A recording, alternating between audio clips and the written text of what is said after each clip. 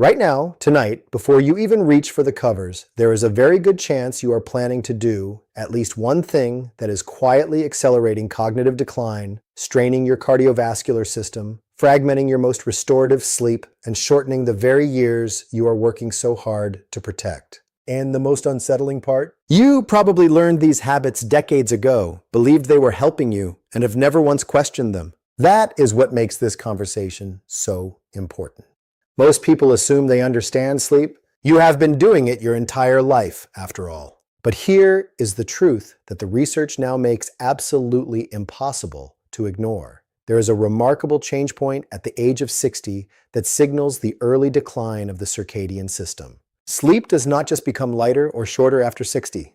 The rules of sleep themselves change. Rhythmic activities such as sleep and wake patterns change markedly as we age, and in many cases, they become increasingly fragmented. What your body could shrug off at 40 becomes genuinely dangerous at 65. What felt harmless at 50 can, repeated night after night, compound into something that quietly robs you of your sharpness, your energy, your mood, and eventually your independence. There are specific habits, some of them things you probably do this very evening, that research now confirms are doing real damage to the aging brain and body during sleep. Some of them are marketed to you as helpful. One of them is sold in every pharmacy in this country under dozens of reassuring brand names. And the good news, and there is very real good news, is that once you know what they are, replacing them with the right alternatives is simpler than you would ever expect. I am Dr. Arthur Bennett, and in this video, I am going to walk you through the things you must stop doing after 60 before bed, why each one is specifically more damaging at this stage of life than it ever was before, and what to do instead.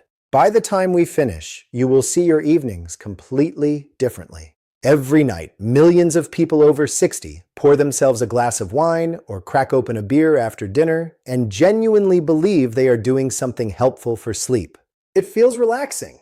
It seems to ease the mind. It takes the edge off the day. And it appears to help them drift off faster. So the logic feels airtight. The problem is that the logic is completely wrong. And the science behind why is one of the most eye-opening things I can share with you. While drinking may help you fall asleep, it will not help you stay there. The short and long-term effects of alcohol on sleep include interrupted REM sleep, sleep apnea, snoring, and chronic sleep deprivation. Here is how it actually works inside your body. Think of your sleep architecture like a symphony, a careful timed progression through movements, each one essential. Alcohol walks into that symphony like someone who sits down at the piano and starts playing the wrong notes at the wrong tempo. When you go to bed with alcohol in your system, you are likely to experience more deep sleep initially and less REM sleep than usual. Later in the night, once your body has metabolized the alcohol, you are likely to experience a rise in the lightest stage of sleep, which leads to frequent wakings and fragmented, low-quality sleep. Now, here is what makes this particularly alarming for anyone over 60. Your brain is already producing less melatonin than it used to. Starting around age 40, melatonin amplitude diminishes, down to about 60% of that seen in younger individuals. Your circadian system is already fragile. So when you add alcohol on top of that already compromised system, the damage is proportionally far greater than it would have been at 35. Studies show that a moderate amount of alcohol consumed an hour before bedtime reduces melatonin production, which can further disrupt your circadian rhythm. And over time, relying on alcohol to induce sleep can build physical tolerance and even contribute to depression, risk for dementia, and heart disease. That last part, dementia risk. Keep that connection in mind because it links directly to something else I am going to share with you shortly. The second habit is one that feels like self-care. It feels like wisdom. You had a poor night, the afternoon stretches out before you, and so you curl up for a nap. A long nap, maybe 3 o'clock, maybe 4. You wake up feeling groggy, but you push through to bedtime and hope the night goes better. Here is what is actually happening every time you do that. Sleep-wake homeostasis, a state of balance, is the body's drive to sleep that increases the longer you are awake. Scientists call this sleep pressure. Think of it like filling a tank. Every hour you are awake, adenosine, a chemical in your brain, accumulates, building pressure that makes sleep feel more and more irresistible. When you sleep, that tank drains. A long nap in the late afternoon drains enough of that tank that by 10 or 11 at night, when you genuinely need deep sleep, the pressure is gone. You lie there. Your eyes are open. The tank is empty. And you wonder why you cannot sleep. Research shows that circadian rhythm timing in older adults is more delicate, leading to fitful sleep if they do not sleep within certain times. Your internal clock after 60 is not forgiving. It runs on precision. A late nap throws off the timing of every hormonal signal, every temperature drop, every neurotransmitter shift that is supposed to guide you into deep restorative sleep. The National Institute on Aging is clear. Avoid napping in the late afternoon or evening. If you genuinely need a nap, keep it short, no more than 20 minutes, and take it before 1 in the afternoon. That is the boundary. Cross it, and you are undermining the very night you are hoping to protect. If you think those two habits were significant, the third and fourth are going to stop you cold. And together, they form a pattern I see constantly in people who come to their physicians frustrated and exhausted, convinced that their poor sleep is simply an unavoidable part of getting older. It is not. It is largely self-inflicted by things no one ever warned them about. Habit number 3 is eating a large, heavy meal within 2 hours of bedtime. Picture this scene: a family dinner that runs late, a satisfying plate of pasta or a thick steak, and then settling into the couch, followed by bed at 10. It feels like a comfortable evening, but inside your body, you have just launched a complex metabolic operation right as your system is trying to power down for deep repair. To understand why, we need to look at what is actually happening at the cellular level. Your core body temperature must fall during the first half of sleep in order for you to enter and sustain slow-wave sleep, the deepest, most restorative stage. In older adults in their late 60s, the amplitude of the core body temperature rhythm decreases significantly, such that the nadir of core body temperature does not fall as low as in younger adults. You are already starting with a deficit.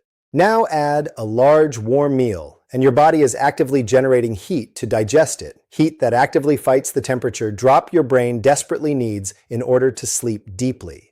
The result is that you spend the first 2 hours of the night in shallow, restless sleep precisely when your brain needs to be doing its deepest work. There is a reason for this beyond just temperature, and it has everything to do with your digestive system and your cardiovascular load. When you eat late and lie down, stomach acid moves in ways it would not if you were upright. Blood is redirected to the gut for digestion. Your heart is working harder. Proper alignment of activity, rest, and light-dark patterns allows for healthy bodily functions to occur at optimal times of the day. Disruptions to this alignment may cause poor sleep, as well as physical, mental, and cognitive problems. A late, heavy meal is a powerful alignment disruptor. Finish eating at least 2.5 hours before you plan to sleep. If you are hungry in the evening, a small snack, something light, something that does not tax the digestive system, is fine. A heavy meal is not. And if you think you can simply sleep it off, the next habit I am about to describe will change your mind entirely. Habit number 4 is something almost every person reading this has thought of doing or is currently doing without fully understanding what it costs. It is sleeping in on weekends or staying in bed extra hours on certain mornings to catch up on sleep. There is a concept researchers call social jet lag, the gap between when your body clock wants to sleep and wake versus when your social schedule actually permits it. Social jet lag is an indicator of misalignment between biological and social time, and research shows it can serve as a proxy for mild chronic sleep deprivation and its impact on cognitive function. Every Sunday morning when you sleep 2 hours past your normal weekday wake time, you are essentially flying your body from one time zone to another and back again. Every single week. Now, here is a question I want you to honestly answer in your own mind. Have you ever noticed that after a weekend where you slept in significantly, Monday felt harder, foggier, more disorienting than usual?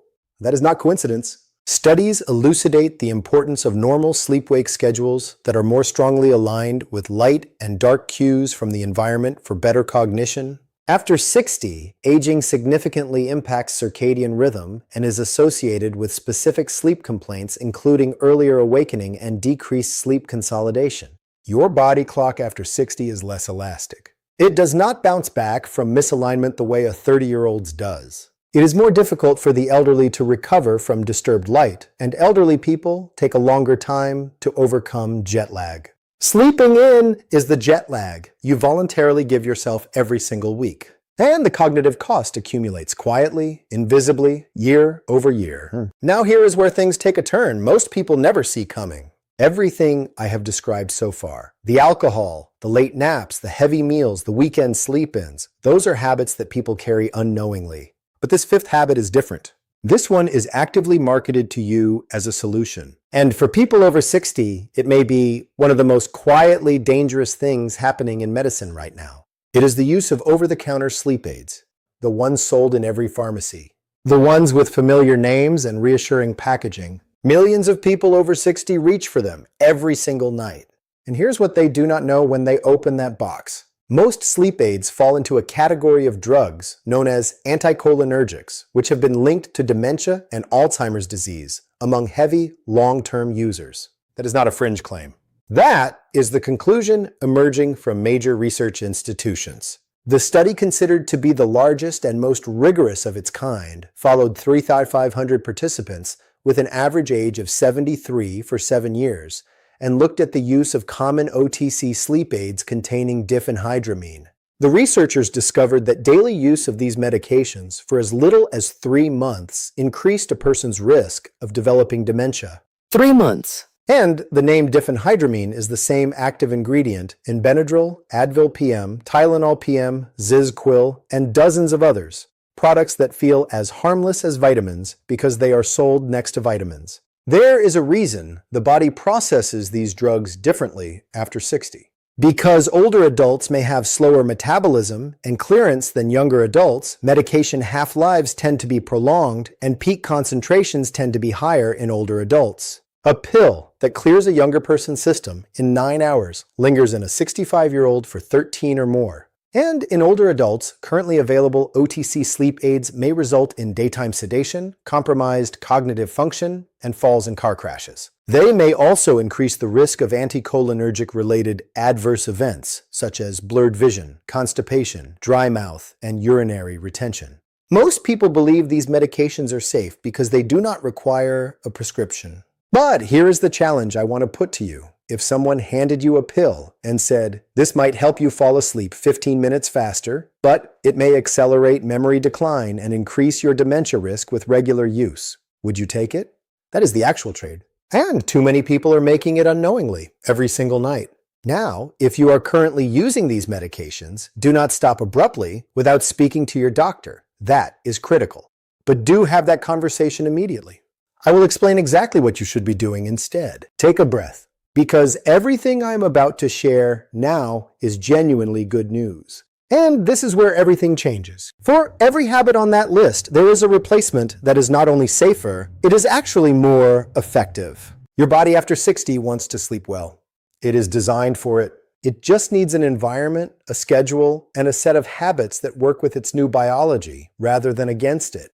Start with temperature. Your bedroom needs to be cool. Research consistently points to a range between 65 and 68 degrees Fahrenheit as the window in which the aging body can most effectively initiate that core temperature drop needed for deep sleep. It does not need to be Arctic, but it does need to be genuinely cool. Many people sleep too warm and wonder why they wake up multiple times in the night. The thermostat is the cheapest sleep aid in your house.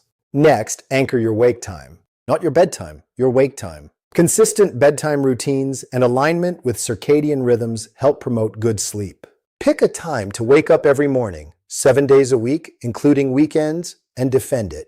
This single act does more to stabilize the aging circadian system than almost anything else you can do. Your body's internal clock is a rhythm instrument. It learns patterns. It rewards consistency. Give it the same wake time every morning, and within 2 weeks, you will begin to feel the difference in how quickly and deeply you fall asleep at night.